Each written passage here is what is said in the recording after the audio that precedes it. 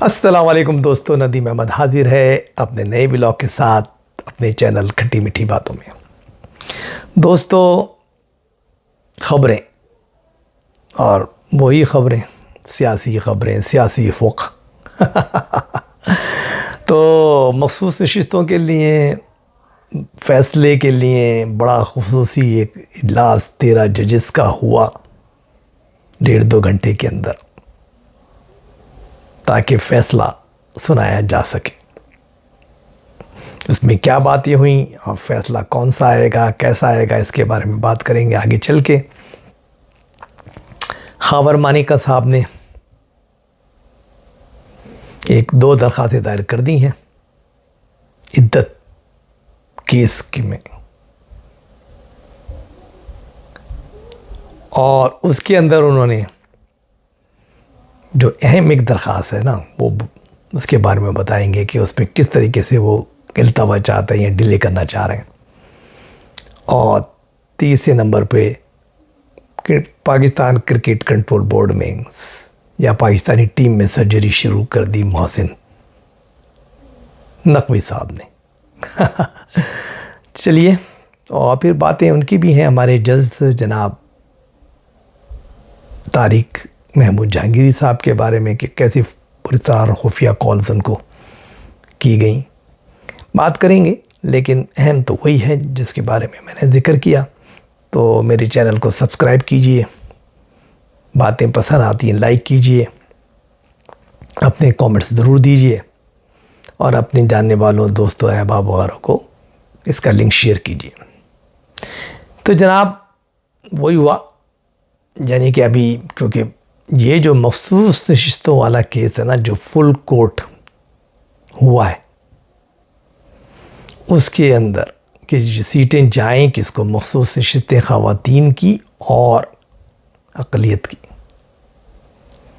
अब प्रॉब्लम ये है कि आज़ाद लोग जीते, सपोर्टेड बाय द PTI, लेकिन कानूनन वो आज़ाद, और आज़ाद लोग कहते हैं कि साहब आज़ाद की कोई सीट नहीं होती मखसूस। तो नतीजा ये होता है कि उनको किसी में शामिल होना पड़ता है। 3 दिन के अंदर अंदर इलेक्शन के रिज़ल्ट के बाद, नोटिफिकेशन के बाद वो शामिल हो गए सुन्नी इत्तेहाद कौंसिल में। लेकिन फिर घबला हो गया सुन्नी इत्तेहाद कौंसिल के पास, वो पार्लिमानी पार्टी नहीं है, उससे कोई इलेक्शन नहीं लड़ा, उससे कोई लिस्ट जमा नहीं कराई मखसूस नशिस्तों के लिए। उनके सरबराह भी जनाब PTI की, आज़ाद लड़े PTI की सपोर्ट पे, तो इनको नहीं दी इलेक्शन कमीशन ने सीटें, और वो सीटें बांट दी दूसरी पार्टियों में, हुक्मरान इत्तेहाद की पार्टियों में। उस पे पेशावर हाई कोर्ट गए, उन्होंने भी फैसला इलेक्शन कमीशन के फेवर में दिया। अब इन्होंने अपील दायर की उसके ख़िलाफ़ सुप्रीम कोर्ट में, और वहाँ पर फुल कोर्ट बैठा, 13 मेंबरान बैठे। मसरत लाली का ऑपरेशन हुआ है हार्ट का, तो सर्जरी हुई है, तो उसकी वजह से वो आराम फरमा रही हैं, वो नहीं आई। तो बहरहाल बात चली और बड़ी लंबी चली, हियरिंग चलती रही, 2, 3, 4, 5, 6 दिन तक हियरिंग चली। लेकिन उसके बाद अब फैसले की घड़ी आ गई। लेकिन इतने इख्तलाफें, 4 मुख्तलिफ आराए, 5 आराएं चल रही हैं, तो समझ में नहीं आ रहा कि इस वक्त जो काजी साहब है ना, अमूमन होता है कि जो सुप्रीम कोर्ट का हेड होता है तो लोग उसके हमनामा जजेस काफ़ी होते हैं, तो वो अपने जो भी इनकी राय होती है उसको फ़ैसले के अंदर शामिल करके फ़ैसला उसके फेवर में आ जाता है। लेकिन यह सूरत हाल ज़रा डिफरेंट है, ये अक़लियत में है, ये इनकी जो राय है, क्योंकि इनका जो कहानी वहीं से शुरू हुई, जो उन्होंने फ़ैसला किया था कि उनको बल्ले का निशान ना दिया जाए PTI को। तो नतीजा ये कि ख़ुद उन पर बड़ी बौछार हुई, तो उसकी वजह से अब इनका ग्रुप अक़लियत में है, या जो इनकी राय है वो अक़लियत में। लेकिन कई ग्रुप बन गए। अब अतर मिनल्लाह एक अलग सोच को लेके चल रहे हैं, उनके साथ भी 1-2 जजेज़ हैं। या आफरीदी ने अभी अपना मन नहीं खोला है, लेकिन वो भी डिफरेंट सोच के हामिल हैं। फिर जनाब जो मुनीब अख्तर वगैरह का ग्रुप है जो पहले से ही अलवी साहब के साथ, अलवी कह रहा हूँ, उनके साथ था, जिससे पहले जो चीफ जस्टिस थे तो बंदियाल साहब के साथ, तो वो अलग हैं। उसके अंदर ज़ाहिर है कि उनकी वो खातून भी हैं, और तो ये एक ग्रुप अलग चल रहा है 3-4 का, फिर एक ग्रुप अलग चल रहा है नतीजा ये है कि 4 मुख्तलिफ सोच हैं, 4 आ रहे हैं। एक ग्रुप कहता है कि नहीं भाई, इसको ब्रॉड स्पेक्ट्रम में देखा जाए और इसको ये देखा जाए कि उस सियासी फ़ज़ा क्या थी, किस वजह से इलेक्शन हुए, बल्ले का निशाना देने से क्या नुकसान हुआ, ये लोग किसकी सपोर्ट से जीत के आए, जो उसकी रूह है जमहूरियत की, उसके मुताबिक उस पार्टी को ये चीज़ें दी जाएँ। दूसरा ये है, वो ये कहता है कि भाई वो पार्टी जो थी वो लड़ी नहीं या नहीं लड़ी, जो भी हो वो तो एक अलग बात है, लेकिन उसके बाद है कि वो या आज़ाद जीते। अब सपोर्टेड किसी भी उसको हम क्या जाने, हम तो उसको आज़ादी कहेंगे कि कानूनन वो आज़ाद जीते, और आज़ाद जीतने के बाद वो शामिल हो गए, और जिस पार्टी में हुए तो उन्होंने गलत फ़ैसला किया। वो चाहते तो पीटीआई में भी जा सकते थे, लेकिन इस पर चले गए, और ये पार्लिमानी पार्टी नहीं कंसिडर की जाती थी, लिहाजा इनको कोई सीटें नहीं मिल रही। वो अलग सोच कहाँ मिले। अब तीसरा जो सोच है वो ये चल रही है कि भाई ना इनको दो ना उनको दो, लेकिन फ्री फंड के अंदर जो है माले गनीमत जो बटोर रहे हैं हुक्मरान इत्तेहाद, तो ये भी गलत है। पूरी दुनिया थू थू करेगी कि अब इनको क्यों मिल गई। तो नतीजा ये सारा जो है ना चल रहा है सिलसिला, उसकी वजह से अब ये कहानी हुई है कि किसको दी जाए। तो उसके लिए फ़ैसला हो रहा है कि आपस में मशावरत जारी है। अब वो देखिए मशावरत होने के बाद एक फ़ैसला आएगा। वो फ़ैसला एक मेजॉरिटी वाला भी हो सकता है और एक फ़ैसला मुत्तफ़क़ा भी हो सकता है। तो उसमें लोगों की मुख्तलिफ राय ली जा रही हैं, तमाम जजेस सोच विचार कर रहे हैं कि कौन सा जो न्यूट्रल ग्रुप है वो किधर चला जाए। स्विंग वोट जो कहलाते हैं ना, 3-4 हैं जो स्विंग, जो मतलब कुछ 3-4 जो है वो बंदियाल साहब के साथ हैं और 3-4 बिल्कुल इंडिपेंडेंट सोच के मालिक हैं। तो मिल के कोई एक फ़ैसला किया जाए, तो उसके लिए बड़ी बातें हो रही हैं, क्योंकि इसमें असल में मसाइल बहुत हैं हुक्मरान इत्तेहाद के लिए और इस्टेब्लिशमेंट के लिए। अगर ये फ़ैसला होता है कि सीटें सुन्नी इत्तेहाद को दे दी जाए, तो इसका मतलब है कि 2/3 मेजॉरिटी नहीं मिलती इस हुकूमत को, हुक्मरान इत्तेहाद को, और उसकी वजह से इतनी स्ट्रॉन्ग अपोजिशन बन जाती है कि ये कुछ नहीं कर सकते, कोई कानून साजी नहीं कर सकते। और जब कानून साजी नहीं कर सकते तो वो भी मसला है कि अब इन 6 महीने रह गए इनके टेन्योर में काजी साहब के, तो काजी साहब चले जाते हैं तो फिर मंसूर अली शाह साहब, उनकी अलग सोच है, और इसमें भी उनकी सोच बिल्कुल डिफरेंट है। वो भी कहते हैं कि ब्रॉड स्पेक्ट्रम में देखा जाए इसको कि भाई आखिर ये कौन लोग हैं आज़ाद, इनके वोट किसने डाला, इतने आज़ाद तो कभी आते नहीं, कद तो चलो अपने जगह से आ जाते हैं, हमेशा 15-20 रहे आज़ाद, लेकिन इतने आज़ाद कहाँ से आ गए, 100, 150, 80, 84, 85, तो वो कहानी है। तो ये तमाम अगर वो बनते हैं तो इस्टेब्लिशमेंट को, उनको ये मसला है कि वो उनको कंट्रोल करना काजी साहब से भी ज़्यादा मुश्किल होगा। तो अब एक्सटेंशन दी जाए, काजी साहब ने कहा मैं एक्सटेंशन लेके अपने आप पे गुनाह नहीं ले थोपना चाहता, बदनाम नहीं होना चाहता, तो उसके लिए ये कि 2/3 करके 3 साल की एक्सटेंशन दे दी जाए तमाम जजेस को, तो सारे खुश हो जाएंगे कि जो 65 की एज थी रिटायरमेंट की उसको 68 कर दिया जाए, और जो दूसरी एज थी 60 वाली है जो भी उसको और बढ़ा दिया जाए, तो 3-3 साल वाला सब में बढ़ा दिया जाए। तो चाहे वो हाई कोर्ट के जजेस हों या सेशन कोर्ट के हों या सुप्रीम कोर्ट के हों, तो वो उसके लिए आइन में तरमीम करनी है। आइन में तरमीम के लिए 2/3 मेजॉरिटी चाहिए। वो उस वक्त मिलती है तो ये तमाम सीटें जो माले गनीमत के तौर पर हुक्मरान इत्तेहाद को मिले। तो मामला बड़ा लटका हुआ है और मामला काफ़ी आगे तक बढ़ा है।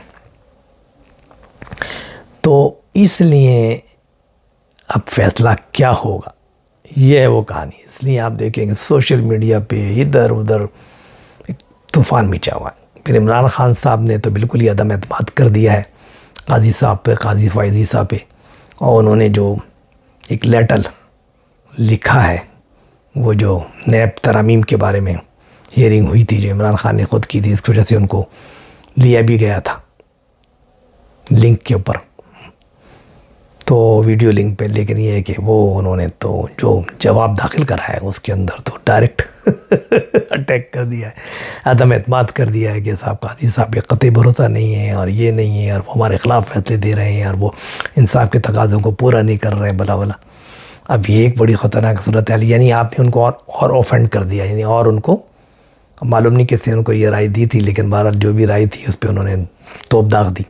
इसी तरीके से जो जितने सोशल मीडिया में उनके बैठे गनमैन वो धड़ाधड़ तोपे दाग रहे हैं, अपनी बंदूकें दाग रहे हैं काजी साहब के ख़िलाफ़। तो अब काजी साहब की भी इज़्ज़त का मसला है, लेकिन काजी साहब का प्रॉब्लम यह है कि उनको जिन लोगों ने सपोर्ट किया था वो सब के सब जो है जमहूरियत पसंद लोग हैं, इंडिपेंडेंट सोच के लोग हैं, तो वो उनके साथ नहीं है। वो तो कहते हैं कि भाई हम तो जो हमारा ज़मीर कहेगा, जो आइन और कानून के मुताबिक फ़ैसला करेंगे। तो मंसूर अली शाह साहब हों या आफरीदी साहब हों, मंदोखेल साहब हों, मोहम्मद अली मज़हर साहब हों, ये लोग अपनी अपनी अलग सोचों का इज़हार कर रहे हैं। तो मामला जो है ना वो थोड़ा सा लटक सा गया। तो अब कंप्रोमाइज़ हो रहा है कि बीच की राह निकाली जाए।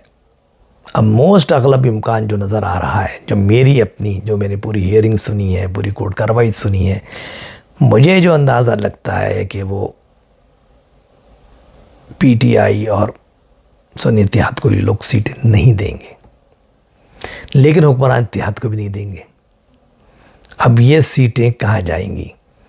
अब ये बड़ा सवाल है जिसका जवाब तलाश किया जा रहा है कि भैया तो इस तरह तो कुछ जो है ना वो पूरा नहीं होगा। ऐवान हाउस कौमी असम्बली का, और वहीं से इलेक्शन होता है कौमी असम्बली का, जब हाउस पूरा होता है तो सेनेट के अंदर लोग जाते हैं।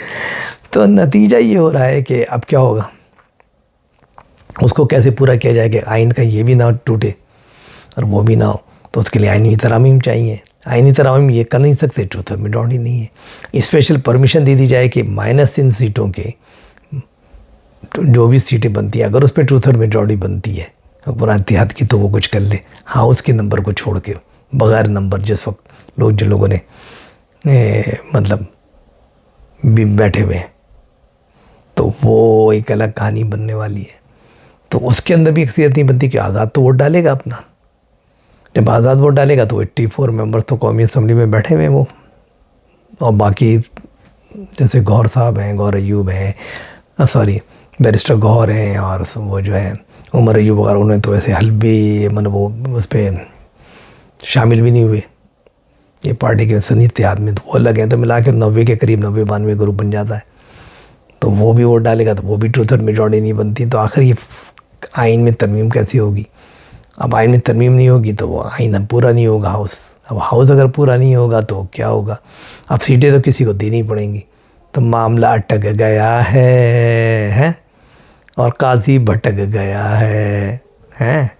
तो अब क्या होगा? अब ये बड़ा दिलचस्प है। अब इसके अंदर बातचीत हो रही है तमाम लोगों के साथ, 9 के 9 बैठे हैं, 1.5-2 घंटे की ये रही वो मतलब हियरिंग, आपस में मुशावरत, और उसमें उन्होंने फ़ैसला किया। क्या किया अभी तक पता नहीं है, लेकिन हुक्मरान इत्तेहाद वाले जो उनके कायदीन हैं वो तो ये शो कर रहे हैं, वो कॉन्फिडेंट दिखा रहे हैं कि नहीं फ़ैसला हमारे ख़िलाफ़ नहीं आएगा। उनको तो नहीं मिलेंगी, अगर हमें नहीं मिली तो उनको भी नहीं मिलेंगी। अब सवाल ये कि उनको भी नहीं मिलेंगी तो भी नहीं मिलेंगी तो किसको मिलेंगी? फरिश्तों को मिलेंगी क्या? उस सीटों को तो कुछ करना है। उसके लिए अब क्या होगा? मंसूर अली शाह भी अलग ही मंतक लाते हैं। वो कहते हैं कि भाई पहले तो सबको जो है ना जो सुन्नी इत्तेहाद में गए उनको भी दोबारा आज़ाद कर दो, फिर उनको 3 दिन का दो कि उनको को सुन्नी इत्तेहाद में जाना चाहते हो या पीटीआई में जाना चाहते हो। अगर वो पीटीआई में चले जाते हैं तो फिर पीटीआई को दे दो, क्योंकि अब पीटीआई ने तो टेक्निकली मांगी नहीं थी तो उनको तो मिल ही नहीं सकती, लेकिन हैं लोग सपोर्टेड बाय पीटीआई। बड़ी दिलचस्प सूरत हाल है। अब इसलिए अब ऐवानों में बड़ी वो हो रही है, ख़ास तौर से इस्टेब्लिशमेंट इस बारे में बहुत सारी चीज़ें अब गौर व फिक्र कर रही है, उनके तमाम दिमाग लग के बैठे हुए हैं। तो देखिए ये सब क्या होता है।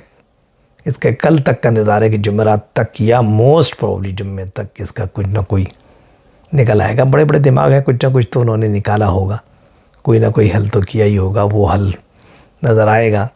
लेकिन बहरहाल ट्रूथ एंड मेजॉरिटी मिलती नज़र नहीं आ रही हुक्मरान इत्तेहाद को, और ये बहुत बड़ा अलमिया है उनके लिए और इस्टेब्लिशमेंट के लिए। तो ये बहुत बड़ा मसला है जिसके ऊपर ये सारी कहानी चल रही है, और इस पे पूरे मुल्क की हुकूमत और इस्टेब्लिशमेंट की अपनी बका ये चल रही है। तो देखिए क्या होता है।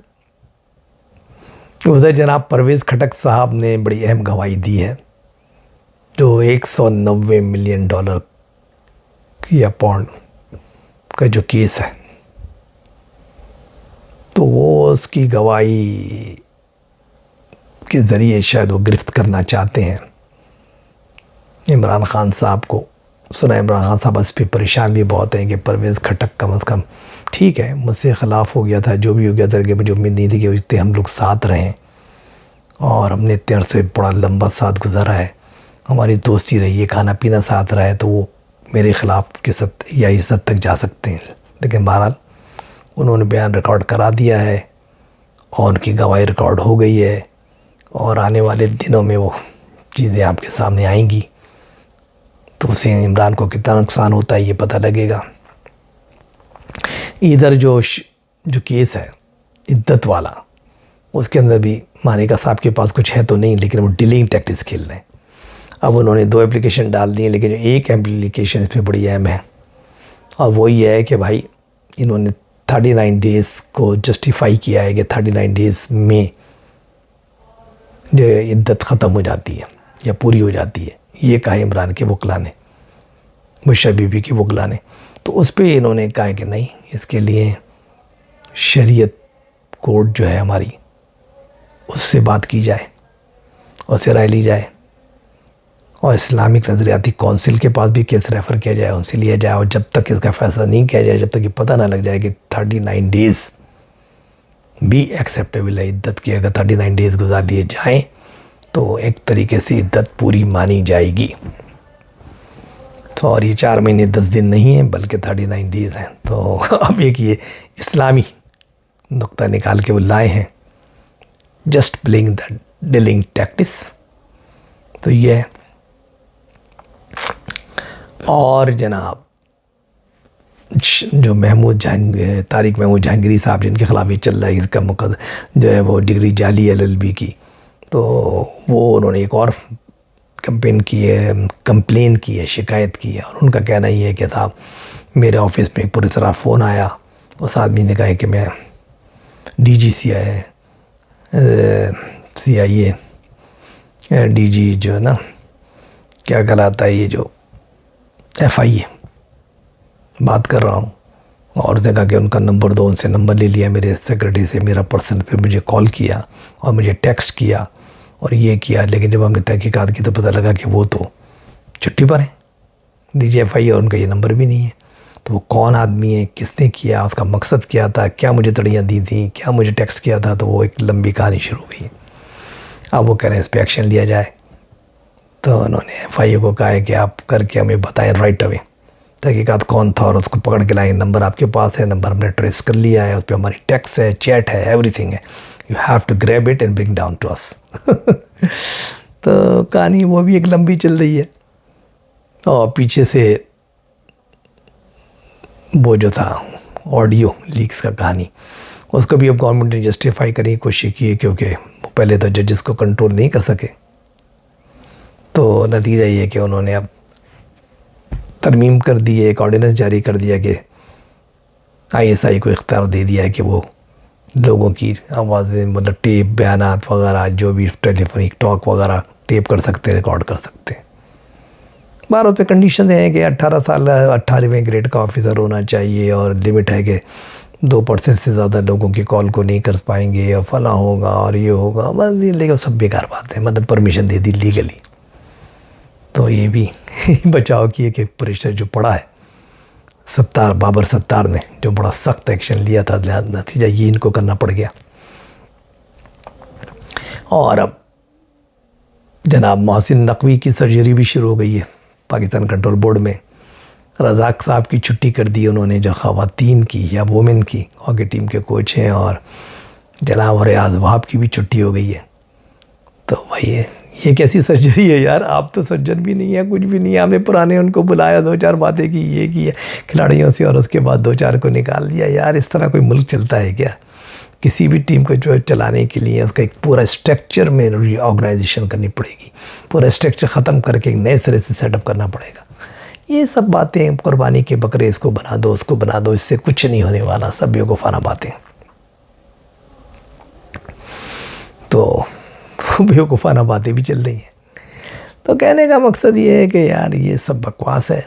होना वही है कि आने वाले, जहाँ तो इमरान इनके मुज़ाकरात जो चल रहे हैं फाइनल स्टेज पे साइन हो जाते हैं, सही सेट हो जाता है, तो फिर तो ठीक है, ये मुल्क चलेगा। अदरवाइज़ 8 महीने 9 महीने में 6 महीने में इंतखाबात हो जाएंगे। और अगर ये नहीं होता, तो मामला तय नहीं होता इमरान का और इस्टेब्लिशमेंट का, तो बहुत आगे जाएगा। बात निकली है तो मीलों तक जाएगी। तो अभी चलती जाएगी और इसके अंदर फिर नई नई चीज़ें आएंगी। और बकौले लोगों को इस्लामाबाद के सर्कल में, अहम कोनों खुदरों में ये बात भी चल रही कि कुछ मावराए आइन भी इक़दाम हो सकते हैं, क्योंकि जुडिशरी इतनी कन्फ्रंटल हो गई है, इतने लड़ने पे तैयार हो गई है कि अब तो पंजाब लाहौर हाई कोर्ट जिसे कहते हैं, इस्लामाबाद हाई कोर्ट और सुप्रीम कोर्ट में ज़्यादातर जजेस खुलकर ISI के एस्टेब्लिशमेंट के ख़िलाफ़ आ चुके और इकरार इत्तेहाद के ख़िलाफ़ आ चुके हैं। तो ये तमाम बातें हैं जिसकी वजह से सूरत हाल, बस मुझे तो लगता है कि 1 महीना, अगस्त में, जैसे 14 अगस्त को आज़ादी मिली थी ना, तो फिर आज़ादी मिलेगी। तो वो आज़ादी किसको मिलेगी, कैसे मिलेगी, ये इसका इंतज़ार फरमाइए। इंशाल्लाह कल फिर आपसे बात होगी। दुआ में याद रखिएगा। अल्लाह हाफिज़।